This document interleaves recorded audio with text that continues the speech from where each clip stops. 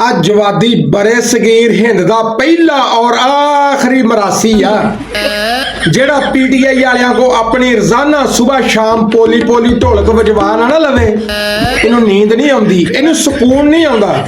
कहता मैं जब भी फेसबुक और ट्विटर पर पोस्ट करता हूँ पीटीआई वाले रिपोर्टिंग करते हैं और मेरे अकाउंट की रीच खत्म हो जाती है। लै दस सालिया इन्हें जो फेसबुक का पेज बनाया ना, इन फेसबुक की तरफों पहला मैसेज आया कि जवादी तेरे फेस ते भी लानत, तेरी बुक ते भी लानत। ये वो जलील इंसान कह रहा कि पीटीआई वालों ने मेरा टिकटॉक अकाउंट रिपोर्टिंग करके बैन करवा दिया। यकीन जानियो इदां दे बंदे नूं महल्ले दे विच कोई विआह ते ना सद्दे ते पकदी तेल थल्ले अपनी दो इट्टां खिच लैंदे आ।